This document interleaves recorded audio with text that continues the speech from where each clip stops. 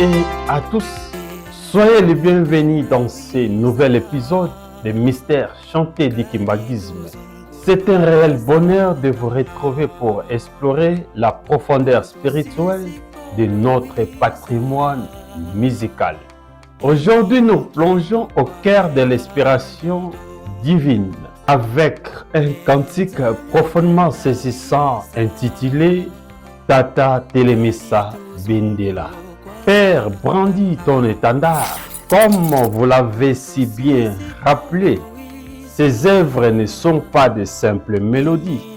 Ce sont des prières vibrantes, des révélations célestes et des messages codés dictés par le Saint-Esprit, Papa Simon Kimbangu, pour guider les peuples de Dieu. Si le chant harmonise le travail des hommes, il élève avant tout l'âme et intensifie notre communion avec le divin. Il illustra parfaitement cette maxime de Saint Augustin: chanter, c'est prier des fois. Sans plus tarder, venons-en au fait et découvrons ensemble la richesse de ces cantiques.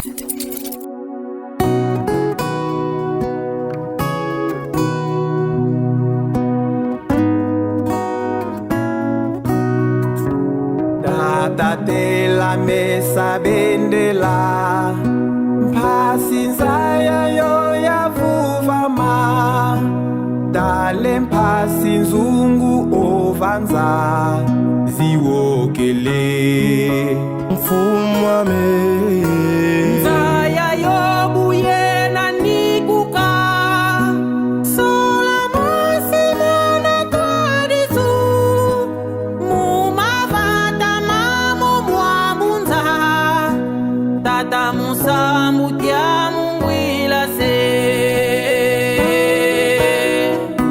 tata tela mesa benela masinzaya yo yavuvama dale mpasi nzungu ovanza ziwokele nzaya yo buyena nikuka sola mosi muna twadusu mumavata mamo mwamunza tata musambu kya mumwila se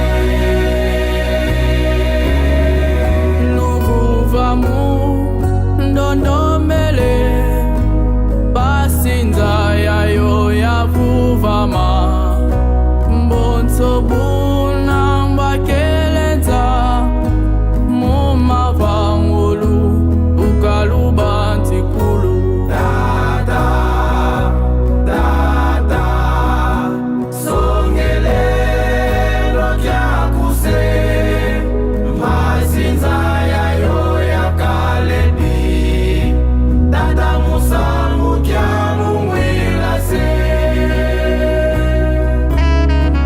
luvuva mudondombele asinzaya yo yavuvama bonso buna bwakelenza mumavangulu lukalubantikulu tata tata songelelo kyakuse masinzaya yo yakaledi tata musambu kya mumwila se tata tata songelelo kyakuse masinzaya yo yakaledi tata musambu kya mumwila se.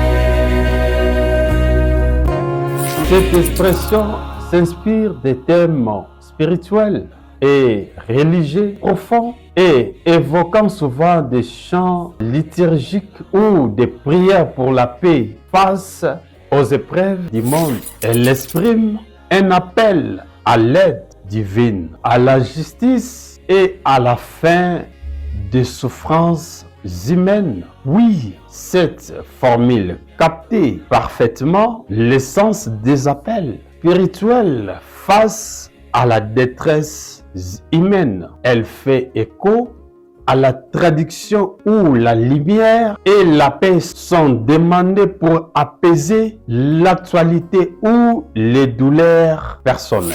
Je viens près de toi, Seigneur. C'est toi qui as créé tous ceux qui sont dans ce monde. Cette phrase marque le début d'une démarche de la foi divine, de la foi d'abandon intérieur, reconnaissant Dieu comme le créateur de toutes choses. C'est une attitude classique de louange et de confiance avant de lui confier une intention particulière. Que la paix éclate, que la paix et la clarté soient accordées à ceux qui cherchent leur voie. C'est une prière profonde pour le renouvellement et la direction spirituelle. Que la lumière éclaire chaque pas et apporte la sagesse à ceux qui cherchent la vérité. C'est un appel sincère à la délivrance spirituelle et à la compréhension profonde. C'est un témoignage puissant de fidélité et d'engagement profond. Reconnaître cette relation qui dure depuis l'enfance montre une vie ancrée dans la foi et le service. C'est un honneur de cheminer de vos côtés dans cette réflexion. Un engagement qui dure depuis l'enfance. C'est une fondation précieuse, ancrée dans la persévérance et la foi, pour avancer ensemble sur les chemins du service. L'écriture d'une prière d'action de grâce pour célébrer vos années de dévouement. L'étude d'un texte spirituel portant sur la fidélité et le renouvellement de l'appel. Un moment de partage sur les forces ou les aspirations que vous ressentez pour l'avenir. Merci à tout le monde. Merci Nabalandi Banso. Il y a le mystère chanté du kimbangisme na chaîne Nabino BM TV. Partout où vous allez kolanda biso na mokolo malelo, il y a le 16 août oyo ezali mokolo oyo kolo na biso Yesu Kristo azongaki na kiti na ya bokonzi. Ndenge mokanda ekolobaka na biso tango iso ete kolo Yesu akomona na lisusu na région inférieure de la terre oyo bazali kozela ye mpona masumu te, kasi na ba oyo bazali kozela ye mpona lobiko. Yango wana kolo Yesu azalaki na biso, aliaki na biso, asololaki na biso, alobelaki biso mai manso oyo ekoya oyo ekozala na mokili pe oyo ezali koya. Ndenge alobelaka biso na koya na ye ya liboso ete na kozala na bino éternellement tina suka ya mokili. De Nzambe akozalaka na ba stratégie na ye oyo akoyelaka na se ya tango. Nde ayaki susu na ekeke oyo ya suka mpona koya ozala na biso, mpona biso tozali kozela ye mpona lobiko. Nde azongaki na mokolo malelo tobengi le 16 août. Le 16 août oyo ezali mokolo oyo papa dialungana kolo Yesu azongaki na kiti na ye ya bokonzi. Nde ezali mokolo oyo biso banso na mokili mobimba bakimbangiste banso bazali ko célébrer yango. Nde mokolo oyo epesami na bandeko ya biso ya groupe de guitariste kimbangiste oyo ebengami na mokuse Jeshiki.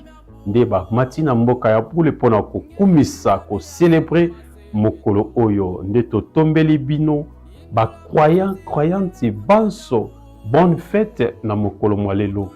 Nde na mokolo mwalelo tokumisi Nzambe biso banso na loyembo oyo bandeko na biso Jeshiki Kinshasa, Cantique des Cantiques.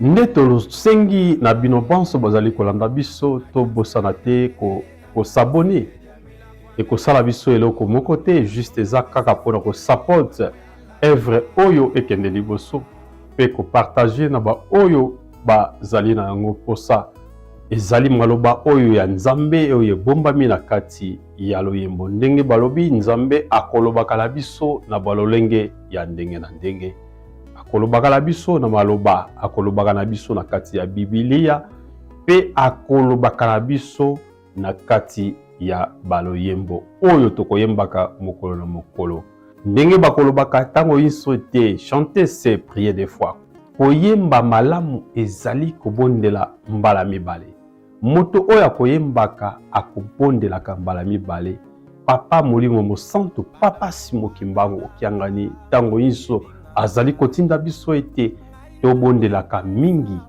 tosengaka mingi pamba te kili ezali na pasi mabondeli na biso tango tozali kosenga tango tozali koloba kosenga kobondela tango inso akompane na banzembo na biso yango ekosala Nzambe asala ayoka pe asalela biso oyo tozali na posa oyo tozali kosenga epai na ye surtout ndenge tokosengaka tango inso ete kimia ezangi biso kobomana bitumba etelemi kowelana makambo ya lolenge na lolenge etondeli biso na se ya tango nkambo nyonso oyo tozali komona na mokolo mwa lelo tozali bapaya te pamba te mokanda elobelaka biso yango ezali kosenga biso tango iso tozala obe pene na ye tosala mai oyo nyonso azali kosenga biso mokolo mokolo po ete ye azala pene na biso po ete tolonga etumba oyo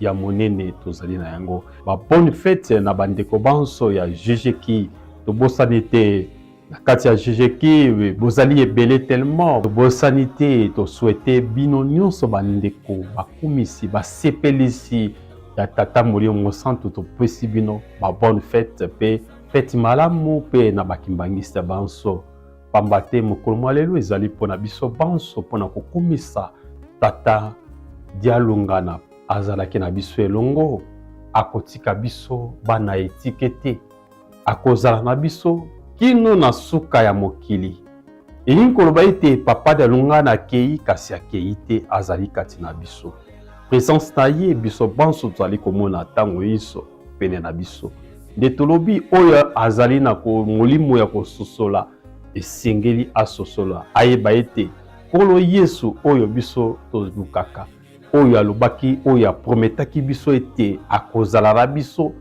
kino na suka ya mokili tozali na ye kasi na se ya tango tozanga bososoli yango ye akosengaka biso tango nyonso tosenga bososoli toyeba kososola Nzambe wa biso tozali komona na miso oyo ya bomoto kasi esengeli na biso tosenga miso ya molimo po tozososola nkolo Yesu tata molimo santu oyo bazali pene na biso nde tolobi ete tika ezala journée spéciale journée esengo na biso banso na croyante banso na mokili mobimba oyo ezali émission na bino le mystère chanté du kimbangisme oyo esalemi mpona kosala batraduction ya banzembo na biso nde tosuki na mokolo mwa lelo Peto vuvuvimba lopangeye Mukutu sulisa muvitezi